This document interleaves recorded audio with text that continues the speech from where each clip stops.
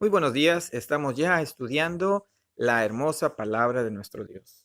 El día de hoy tiene por título El intercesor de la ciudad y estará basado en el primer libro de la Biblia, Génesis, capítulo 18, versículos del 16 al 33.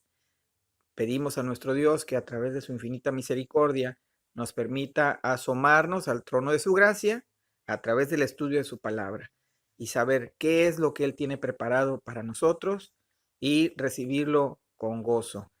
Por supuesto que le pedimos a nuestro Dios que bendiga y sea con toda su creación, que sea con aquellos que están pasando por alguna tribulación médica, que están en proceso de recuperación de su salud, y también que bendiga a todos los que intervienen en los cuidados, desde el médico hasta el más humilde de un servidor en un hospital o incluso en casa, también donde se da atención a los enfermos. Y te animamos para que juntos observemos a este intercesor de la ciudad, pero sobre todo para analizar y descubrir quién es nuestro verdadero intercesor. Génesis 18, del 16 al 33. Luego, aquellos visitantes se levantaron y partieron de allí en dirección a Sodoma. Abraham los acompañó para despedirlos. Pero el Señor estaba pensando, le ocultaré a Abraham lo que estoy por hacer. Es un hecho que Abraham se convertirá en una nación grande y poderosa, y en él serán benditas todas las naciones de la tierra. Yo lo he elegido para que instruya a sus hijos y a su familia, a fin de que se mantengan en el camino del Señor y pongan en práctica lo que es justo y recto. Así el Señor cumplirá lo que le ha prometido. Entonces el Señor le dijo a Abraham, el clamor contra Sodoma y Gomorra resulta ya insoportable y su pecado es gravísimo. Por eso bajaré a ver si realmente sus acciones son tan malas como el clamor contra ellas me lo indica, y si no, he de saberlo. Dos de los visitantes partieron de allí y se encaminaron a Sodoma, pero Abraham se quedó de pie frente al Señor. Entonces se acercó al Señor y le dijo, ¿de veras vas a exterminar al justo junto con el malvado? Quizá haya 50 justos en la ciudad. Exterminarás a todos y no perdonarás a ese lugar por amor a los 50 justos que allí hay. Lejos de ti el hacer tal cosa, matar al justo junto con el malvado y que ambos sean tratados de la misma manera. Jamás hagas tal cosa, tú que eres el juez de toda la tierra. ¿No harás justicia? El Señor le respondió, si encuentro 50 justos en Sodoma, por ellos perdonaré a toda la ciudad. Abraham le dijo, reconozco que he sido muy atrevido al dirigirme a mi Señor, yo que apenas soy polvo y ceniza, pero tal vez falten 5 justos para completar los 50. ¿Destruirás a toda la ciudad si faltan esos 5? Si encuentro 45 justos, no la destruiré, contestó el Señor.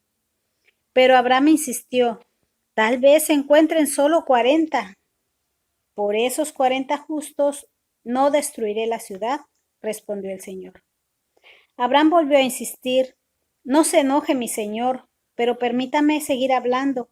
Tal vez se encuentren solo 30. No lo haré si encuentro allí a esos 30, contestó el Señor. Abraham siguió insistiendo. Sé que he sido muy atrevido en hablarle así a mi Señor, pero tal vez se encuentren solo 20. Por esos 20 no la destruiré. Y volvió a decir, no se enoje ahora mi Señor, si hablare solamente una vez, quizá se hallarán allí 10. No la destruiré, respondió, por amor a los 10. Y Jehová se fue, luego que acabó de hablar a Abraham, y Abraham volvió a su lugar. Amén. Y vamos al punto número 1, que es denominado Abraham se acerca. Recordar que en Génesis capítulo 18, del versículo 16 en adelante, encontramos esta situación, para entrar un poquito en contexto, cuando Dios se ha manifestado, se ha hecho presente con Abraham, han hablado con respecto a la situación de Sara, están a otras dos personas que están también ahí con ellos, y básicamente nosotros lo que podemos observar es que existe esta condición o esta apreciación de que Dios se muestra y habla refiriéndose como un amigo. Por supuesto que es el Dios soberano, el que merece todo nuestro respeto, merece toda gloria y toda alabanza. Por supuesto, pues es el Dios creador de todas las cosas. Y a pesar de esta condición de nuestro Dios, se da el tiempo de acercarse. Y esto permite que Abraham también se acerque.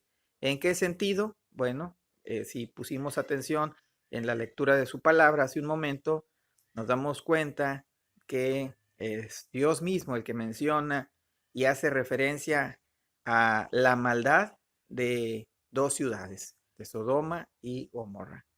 Eh, es esta situación en la que, si tú has escuchado de estas ciudades, incluso hay personas que jamás han leído la Biblia y sin embargo, cuando hablas acerca de Sodoma o Gomorra, ellos vienen a su mente situaciones que son muy negativas, ¿no? Es decir, mucha maldad.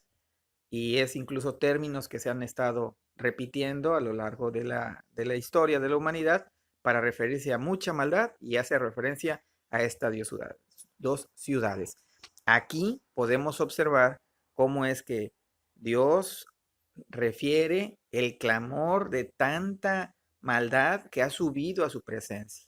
Y él, en esta conversación que está teniendo con Abraham, menciona pues lo que viene a continuación para ellos, que a, a base de estar eh, agotando, no sé si sea la expresión válida, pero eh, y volteando, creo que es mejor dicho, volteando su, el propósito o los deseos de la ciudad, girándolos, desviándolos de eh, el camino de Dios, sino que pareciera que se han empeñado en hacer todo lo contrario. De tal manera que pues lo que viene para ellos es precisamente esta situación de, eh, de mucho calamidad y finalmente el ser consumidos porque pues es a consecuencia de tanta maldad. Para decirlo muy sencillo, Dios en esta conversación, en esta dinámica de acercamiento que tiene con Abraham, Dios con Abraham primeramente y Abraham con Dios, entonces habla acerca del futuro. Hay que recordar que Lot, el familiar de Abraham, estaba en esas ciudades.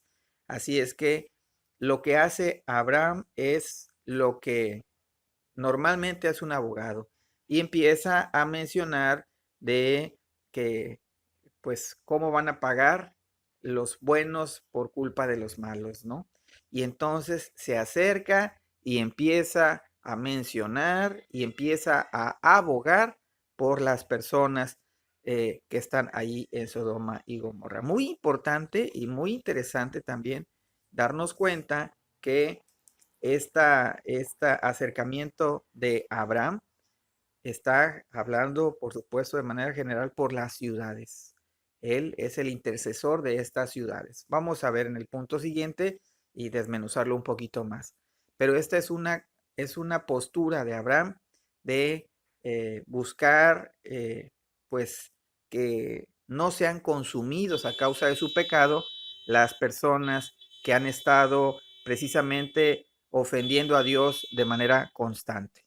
Por esta razón, es que podemos nosotros percibir una, uh, un interés genuino como un abogado acercándose a Dios para interceder por las ciudades. Esto es algo que nosotros también debemos de conservar, más allá de situaciones particulares y específicas. pedir a Dios y orar a Dios e interceder respecto a la condición en los lugares donde nosotros habitamos, para que la misericordia de Dios sea en nuestras ciudades. Abraham lo hace así. A Abraham pudiéramos pensar, ¿qué le importa a Abraham si él está en paz con Dios? No, precisamente esta paz que viene de Dios te invita a que regreses con Dios para interceder por la ciudad en la que te encuentras. Y vamos al punto número 2, que es denominado Abraham intercede y está basado en Génesis capítulo 18, versículos del 23 al 25. ¿Qué significa interceder? Bueno, la palabra interceder significa pedir o abogar por otros. Vamos a desglosar algunos puntos muy interesantes en este sentido. Como punto número 1, aunque nosotros vemos que eh, la oración de Abraham busca y el diálogo de Abraham con Dios busca interceder, parecería iniciativa de Abraham. No es así. La verdadera iniciativa la tiene Dios. ¿Por qué? Porque es Dios el que primero entabla esta comunión con Abraham y derivado de esta comunión, ahora Abraham intercede por la ciudad. Para decirlo muy sencillo, Abraham da muestras de buscar a Dios, pero es Dios el que buscó primero a Abraham. Y al hacer una vida o hacer una relación de amistad y de paz con Abraham, ahora Abraham es movido a tratar de interceder por la ciudad que está en cuestión. Entonces es iniciativa de Dios. Como siguiente punto podríamos decir que Abraham fue persistente y fue una oración también específica, una petición específica y fue persistente. A mí me encanta mucho recordar el Salmo, dice la Biblia en el Salmo 37, versículo 4. Deleítate a sí mismo en el Señor y Él te concederá las peticiones de tu corazón. Encomienda al Señor tu camino, confía en Él y Él hará. Otra vez, Él hará. Dice, deleítate a sí mismo en el Señor. Lo que está pasando con Abraham es que él ya tiene un deleite con el Señor y ahora él muestra una petición y Dios le escucha y Dios le atiende. Entonces, y hay una perseverancia, hay una insistencia genuina, hablando terrenalmente de nosotros, hacia un Dios misericordioso y un Dios divino. Por eso nosotros es subrayar, es bueno subrayar que hay que perseverar y hay que insistir y sobre todo poner en las manos de Dios nuestras peticiones. El siguiente punto sería que la oración de Abraham es una oración confiada. Si te das cuenta, cuando Abraham está comunicándose con Dios, lo hace en un tema que es un tema fuerte, que es un tema eh, que es complicado, incluso tan solo para mencionarlo, pero él lo hace de manera confiada. ¿Por qué está confiado Abraham? Porque Dios abre esta posibilidad para que nos acerquemos de manera confiadamente, dice la Escritura. Hay que acercarnos al trono de su gracia de manera confiada, muy respetuosa, pero confiando en un Dios real, un Dios que existe, en un Dios sustentador y que recordar que de entrada Él sabe que es siempre lo mejor para nosotros.